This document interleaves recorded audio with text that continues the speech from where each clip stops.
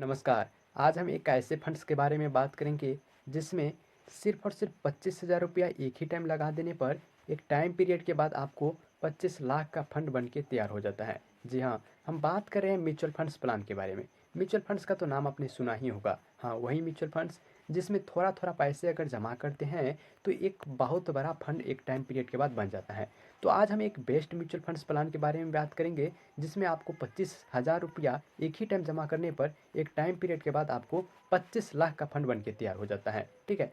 तो आप में से बहुत से लोग ऐसे हैं जिसको क्या है तो भविष्य में अपनी बेटी का शादी करना है या फिर एक घर बनाना है या फिर क्या करना है, एक लग्ज़रियस कार खरीदना है या फिर अपने बच्चों की हायर एजुकेशन दिलवाना है। अब ये जो सभी काम है इन सब में क्या होता है कि भारी बजट का ज़रूरत पड़ता है। ठीक है? और उनको इनके पैसे के लिए बंदोबस्त करने का कोई तरीका नहीं होता है क्योंकि उनका जो सैलरी रहता है 15,000 20,000 हुआ या फिर 30,000 रुपया सैलरी रहता है। क्योंकि मिडिल फैमिली क्लास के लोग जो होते हैं उनका इतना ही सैलरी रहता है और इतने सैलरी में एक महंगाई के टाइम में खर्चे के बाद सेविंग करना इम्पॉसिबल हो जाता है।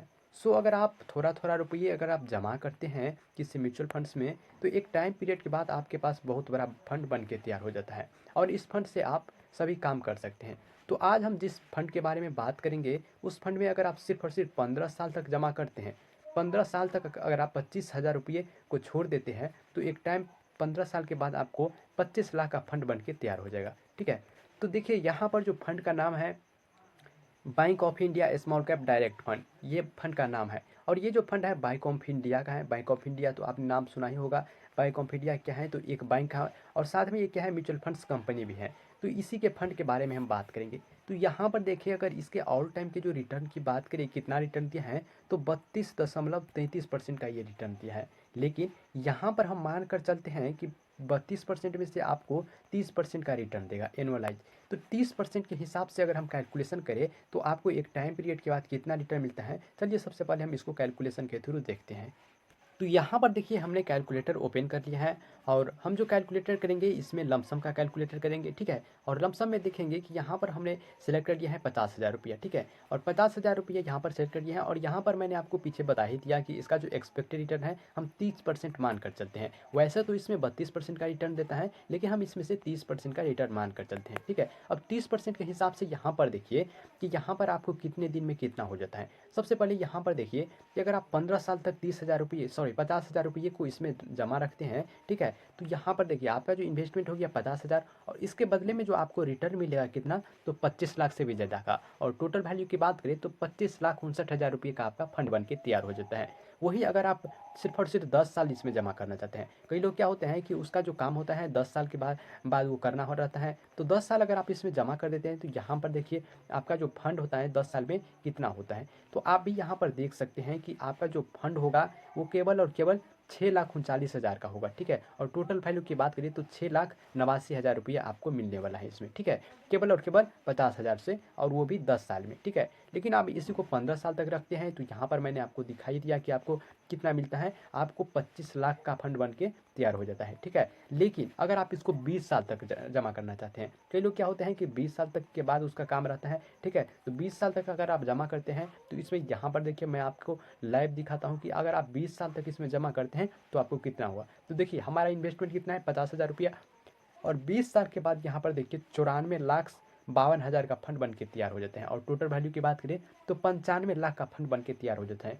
तो यहाँ पर हमने क्या किया 50,000 रुपये इन्वेस्ट किया और केवल 20 साल में यहाँ पर देखिए कि आपका 1 करोड़ के आसपास का फंड बन के तैयार हो जाता है। ठीक है? तो ये है म्यूचुअल फंड्स का पावर। ठीक है? तो आप में से बहुत से लोग ऐसे हैं जो एक बहुत ही बेस्ट म्यूचुअल फंड्स की तलाश में है, तो आप इस म्यूचुअल फंड्स में आप दे ट्राई कर सकते हैं। ठीक है? सबसे पहले हम चलिए कि इस म्यूचुअल फंड्स के बारे में कुछ डिटेल जानते हैं और क्या इसके फ़ायदे हैं और क्या नुकसान है इसके बारे में जानते हैं। फिर हम देखेंगे कि इसमें किसको जमा करना चाहिए किसको नहीं करना चाहिए। ठीक है? तो सबसे पहले यहाँ पर अगर देखें इसके अभी के करेंट टाइम में एनएबी प्राइस का तो 52 रुपये इसका अभी का टाइम में करेंट का एनएबी प्राइस है। ठीक है? एनएबी प्राइस का मतलब क्या होता है, एक यूनिट होता है जो आप खरीदेंगे तो उसी यूनिट पर आपको अलॉट किया जाएगा। ठीक है? तो ये होता है एनएबी प्राइस। अगर इसमें सिप की बात करें कि आप इसमें मंथली अगर जमा करना चाहें तो कितना कर सकते हैं, तो मंथली इसमें से कम आप 1,000 से शुरू कर सकते हैं। ठीक है? और ज़्यादा से ज़्यादा आप कितना भी कर सकते हैं, इसमें कोई इसका लिमिट नहीं है। इसके बाद अगर इसके रेटिंग की बात करें कि इसको कितना रेटिंग मिला है तो यहाँ पर इसको आप देख सकते हैं, इसको जो है 4 स्टार रेटिंग मिला है।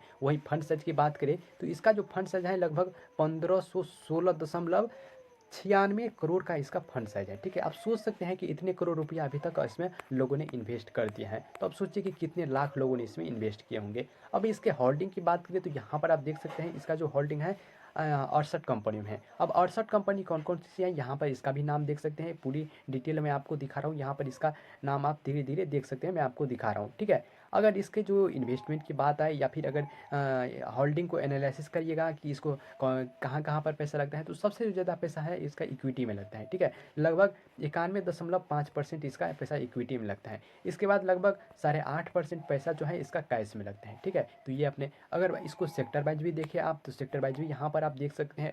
यहाँ पर देखिए सबसे जो ज़्यादा पैसा है कैपिटल गुड्स में लगता है, लगभग 19% के आसपास इसका पैसा लगता है। इसके बाद अदर सेक्टर में भी लगता है। इसके बाद हेल्थ केयर सेक्टर में, फाइनेंशियल सेक्टर में और कंज्यूमर स्टेपल्स, केमिकल आदि बहुत से सेक्टर हैं जिसमें इसका पैसा लगता है। और यहाँ पर इसका परसेंटेज भी आप देख सकते हैं कि किस सेक्टर में कितना पैसा लगता है। ठीक है, अगर इसमें इन्वेस्टमेंट की बात आए कि इसमें कितना इन्वेस्टमेंट कर सकते हैं, तो आप इसमें सिर्फ जो है 1000 रुपये से स्टार्ट कर सकते हैं। और लमसम की बात करें यानी कि एक ही टाइम, तो आप 5000 रुपये कम से स्टार्ट कर सकते हैं। इससे ज़्यादा का कोई लिमिट नहीं है, आप ज़्यादा से ज़्यादा कितना भी करना चाहे कर सकते हैं। अब देखो किसी भी म्यूचुअल फंड्स के जो रिटर्न है, इसको पास्ट का रिटर्न जानना ज़रूरी हो जाता है। ठीक है, तो यहाँ पर इसके जो पास्ट का रिटर्न देखिए, तो यहाँ पर देखिए इसका जो पास्ट का रिटर्न है बहुत ही तगड़ा रिटर्न है। देखिए 1 साल का रिटर्न की देखिए तो 31% का है, और 3 साल की बात करें तो यहाँ पर 23% का से ज़्यादा का रिटर्न दिया है, और 5 साल की बात करें तो लगभग 38% का रिटर्न दिया है।